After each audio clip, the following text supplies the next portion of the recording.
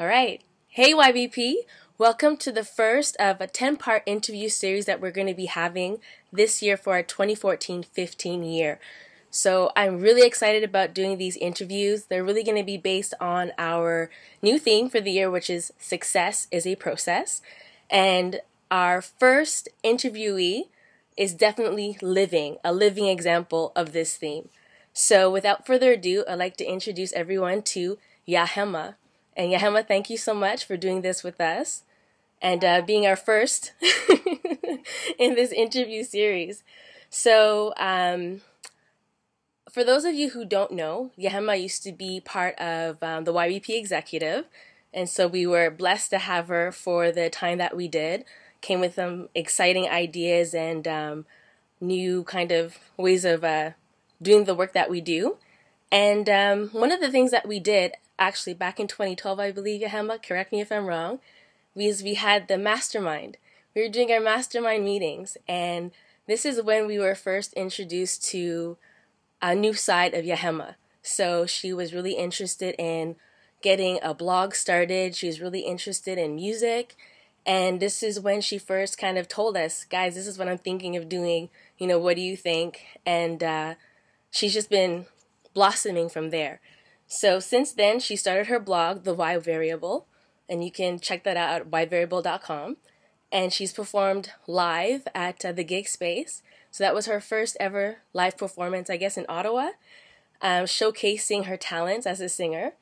And I mean, from there, it's just been going headstrong. She had 5 different gigs at the Brook Street Hotel, and now she's ready to launch her new website, Yaa-Hemaa.com, which is going to be featuring some of her music clips, some SoundCloud clips, live performances, videotape live performances. So, I mean, this girl is just doing it. So this is why she's here, and this is why we're talking to her today.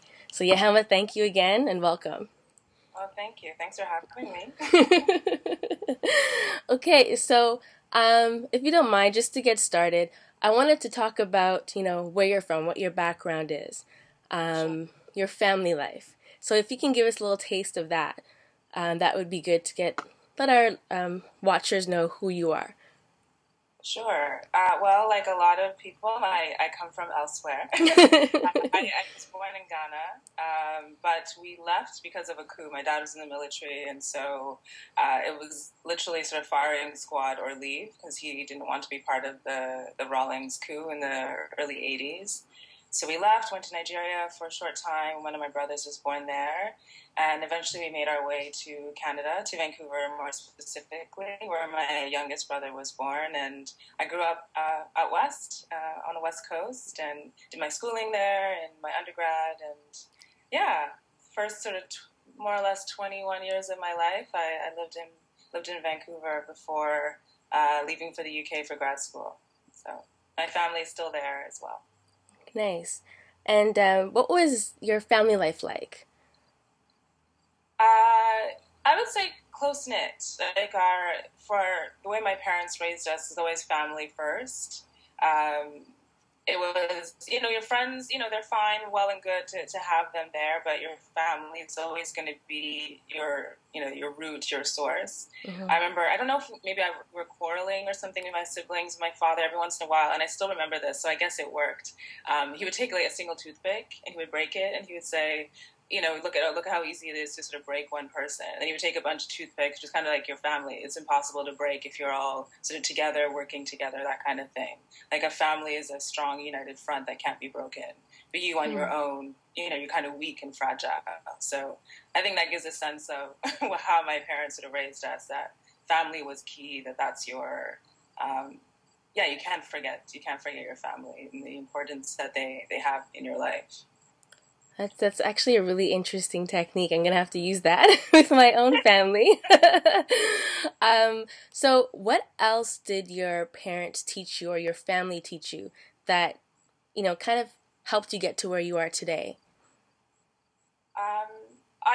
The example that I saw from my parents was always to be really diligent, to work hard, not to give up, even in the face of a lot of adversity. They came as immigrants.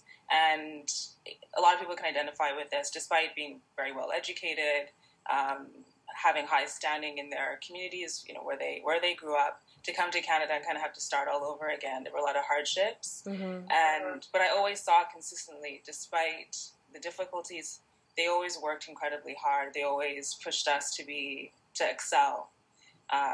And for us, that was in school, with music lessons, with sports, whatever it was, work hard. You have to be twice as good. All those statements that I think a lot of us can relate to. That's something I definitely grew up with. But it's perseverance probably is the biggest thing that I learned from them, because it's about consistency and always putting in the effort, always trying, always doing your best, not someone else's best, but your best. What can you do? So that kind of leads into my next question for you. I mean, this year has been past couple of years, I would say, has been a really, really incredible journey for you. And that consistency has shown you what you're capable of. You put that thought process out there probably before, our mastermind meetings, and in talking about it and taking action, and in that consistency, you're about to put out your own website and really forging through and getting to where you want to go. So could you also give us a little bit more detail maybe about your process? So how is it that, it's nice to say that it's good to be consistent, but how do you actually action that? What are the steps that you take? I think it's a combination of things. I think giving voice to some of your ideas, that can be the biggest element, because then you're accountable to other people. So whether I'm just sort of talking to my mom or my dad or my brothers about my ideas, or friends, I found the mastermind group really useful, because we were meeting every month, and I said out loud, hey, this is what I want to do. And once I did that, I was like, okay, I have to do this, because I've told two people who, they're expecting me then to put in the effort. So I think sometimes for me, when I have an idea, it's important to sort of brainstorm and talk about it. Like, well, okay, I don't necessarily have experience doing X. Maybe if I talk to a friend about it, they can connect me with someone who can sort of lay out the steps that they used as well. So I think for me, initially, it's having that conversation, kind of brainstorming and voicing it and kind of declaring it in a way is step one. And then step two, I find for myself, deadlines are really helpful. Because if it's like, well, I could do this in a year or so, it's probably not going to get done. I think of the first gig, that at Gig Space, I booked it. So it's like, okay, by March 9th, I need to be ready, because I'm going to be performing in front of friends and family and strangers. So having that deadline meant, okay, I need to work back from that, and what do I need to get done in this time frame? So I would say setting sort of a target, essentially, like I would like to get X done by this time. I think of the songs I've written recently. I basically said to myself, I'd like to at least write a new song a month over, the next 6 months or so. That was my goal, because I thought this is, I work full time. I also have my writing blog. I can only do so many things. And so that seemed like a manageable time frame. Just given, vagaries of life, there are always things that are happening. So I think deadlines and being accountable to other people, that's sort of my process, I would say. Okay. Are there any other, really best kept secrets? So, talking to others, so does that mean that you have a coach or a mentor that you use and speak to on a regular basis? Do you use technology or any other resources that really help keep you on track? Just to give our watchers some tips and something that they can actually, watch this video and say, okay, this is what Yaa-Hemaa was talking about. Maybe I can try some of these things and to help me get going and do the things that I want to do. There are a few websites that I subscribe to in terms of newsletters that I find to be really useful. Marie Forleo, she has a weekly Q&A. Yes. And although sometimes her topics are more about entrepreneurship, I think that you can get inspiration from fields outside of your own. So although I'm focused on music and writing, there are lots of tips and techniques that I get from her in terms of time management and carving out time. And one of the things I realized is I was involved in a lot of different activities. And while I think volunteerism is incredibly important, it's something I advocate. Sometimes as well, you need to kind of assess, okay, what are my goals? and what do I need to do in order to make them happen? Right. And I realized, you need space. To do something creative, you need space and time. And so I sort of decided, okay, at least one evening during the week, I'm not going to be out with friends. It's just quiet time. Whether or not I do anything, maybe it's just a thinking evening, right, where I give myself space to do that. Sundays as well, that's sort of day of rest. And so I try to make a point, not always good at it, but try to make a point of carving out that time too. That's sort of my creative day as well. So it's like a spiritual day. It's a creative day that allows me it gives me room to do some of those things that are of great interest to me, because otherwise it's not going to happen. I try as well to,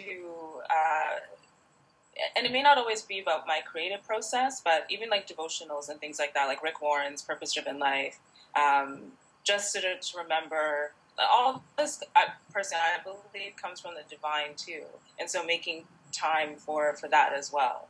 And so try to have positive inspiration, like the Daily Love. There are all these different websites Maston Kip. People who are trying to spread positive ideas, and people as well who are taking action. They had these sort of little initial sparks of ideas, and they've seen it through. And so I think seeing those individuals who've gone from a really small sort of network and framework, and they, through positive action, through positive messaging that they're putting out to the world, they've created something really big. No, that's amazing. I mean, I subscribe to some of those people too, like Maston Kip and Marie Forleo. I mean, really great advice and information and inspiration, actually, with the type of things that they're putting out there for people. I mean, absolutely free for the most part, just really giving their skills and talents and experience away to help other people. So I think it's really great work that they're doing too. Really inspirational stuff. Yeah, and something I might add too, that you were asking, I mean, right now I'm working with a coach as well, because I think it's great that there are all these free resources out there that we can use. But sometimes you also need someone who, knows you personally and can work with you. So I'm working with a coach right now. Her name's Tanya Verheel. And I found that to be good too, because you're meeting or Skyping or meeting in person with someone on a weekly basis. And again, I need that accountability. I need those deadlines. Like I know, okay, on Thursday afternoon, I'm going to have this conversation, and you better come ready. Yeah, better come ready. Like, if I want to take myself to the next level, then sometimes making that personal monetary investment in yourself too, I think can be incredibly useful. No, that's great. That's a great tip and really good advice for those people out there who want to do something similar. Because I mean, like you said, you have so many things on your plate already, so it's good to have someone who's gonna keep you accountable, who's gonna, I guess, they're very honest with you in terms of what you're trying to achieve, and if you're not taking yourself seriously, then they're good, feedback. They're good feedback for you. And no, that's amazing. That's a really good idea. I do have one thing that I do want to ask you as well. I'm sure during the past couple years, there's been times where you maybe haven't felt so inspired or haven't felt so confident in doing what you're doing. And many people feel that, and I'm sure that's a huge barrier for some to overcome, which may delay or cause them to even not achieve what it is that they're trying to achieve. So how do you get over those times when you're not feeling so inspired, not feeling so confident, or you're looking at your stuff and you're like, I don't really like this. This is not good enough. Like what are the things that you do to get past that and to move forward, continue moving forward? I think there's a great quote out there. It's attributed to Eleanor Roosevelt. Do something every day that scares you. I don't know that I have to do that every single day, but I think when you keep challenging yourself, it kind of pushes you to get past those barriers that you set up for yourself. And I found too that when that internal negative voice comes in, I'm trying to do a better job of squashing it. If I look at my past, like there are other things that have positive things that have occurred in my life just by taking a step. And so I have to remember, okay, when I was in undergrad, and I was fortunate enough to get a Rhodes Scholarship to go to Oxford. Like, somebody felt that what I was doing was worthwhile, and they wanted to support that. And so remembering that, like, I have a family that loves and supports me. Mm-hmm. I have strangers, people who didn't know me, who wanted to support my endeavors, at that age. I think something else I would add too is my mantra as of late has been stay in your lane, stay in your lane. Like, it's very easy to compare oneself to others. I'm guilty of it. We all do it. But it's not about what other people are doing. It's about what I'm doing. What is it that I bring to the plate, and remembering that. Like, any of us who did track and field, you never look behind you until you finish the race. Right. And so remembering that too. Someone else is doing their thing. Let them do it. That's great. But what is it that I bring to the table? That whatever unique thing that I bring, I need to focus on that. And yeah, like, I have people in my life who love and support me regardless of what it is that I do. And I need to remember that as well. Not to say I'm always confident. It's not true, but you just have to keep trying, and good things happen when you try. I think that's one of the things you mentioned we mentioned Mastin Kipp earlier, and I know that one of the things that he talks about a lot is taking courageous action. Yeah. So always looking to see what is it that you can do today that will bring you a step further towards your goals. So every day looking for something, no matter how big or no matter how small it is, no matter how much it scares you, just to move forward into it and take that courageous action, that step. So, no, that's great. That's actually one of the tenets of a new, I don't even know what we're going to call it really, but our new platform, I guess, for YBP, which is Inspire by YBP. And one of the things that we're really focusing on is taking courageous action and really inspiring people to do what they want to do with their lives, what they're truly called to do. So, in terms of yourself, I mean, I find you to be an inspiration, whether you're going out there purposely doing it or not. I think the work that you're doing is really important. I'm really inspired by how focused you are and how consistent you've been, especially in the past couple of years. You can look back and really see everything that you've done because of that focus and that consistency and that power that you have, I guess, from family and from just seeing your efforts and your goals coming to fruition. So is there anything that, if there was a kid who came to you and was asking you for some kind of advice, is there something else that you haven't said already, and you only had a few minutes with him or her, what kind of advice would you give that person? I think I probably would ask them some questions initially. Mm-hmm. What is it that you love to do? And, whatever it is that they said, or what is it that you sort of dream of doing with your life? That's probably step one, because I think we all have that sense. We all have that answer internally, and not everybody's necessarily asked that question. What is it that you love? What is it you really want to do with your life? What are your goals? And so I would ask that child that question initially. And from there, I would just say, whatever it is that you want to do, it's not enough just to think about it or to dream about it. You need, Nike says it best, just do it. And that's what it is putting in that time and that effort. Mm-hmm. Whatever it is that you want, if you really feel it's worthwhile, then it needs your commitment. It needs 100% effort. It needs that work and that time. That 10,000 hours, whatever it is. I might not say that to the kid because 10,000 hours, you might, I'm not going to do this. Yeah. But that's what it is. That's what anything is in life that's worthwhile. It's work. And whether you're going to be a basketball star, whether you're going to be a lawyer or a doctor, a teacher, any of those things, it requires effort. You have to go to school. You need to excel. You need to put in that practice time, that reading time, whatever it is. That's essential. You can't get around it. Yeah. There's no secret. Just take action. Yeah, there's no secret. That's it. Take action. All right, perfect. Well, we're going to end it there. As this first interview, I'm just so appreciative of the time that you're taking to answer these questions and to speak to our YBP audience. Really, really grateful for that, Yaa-Hemaa. And is there anything else that you'd like to add? Maybe a little bit more information about the launch of your new site, Yaa-Hemaa.com?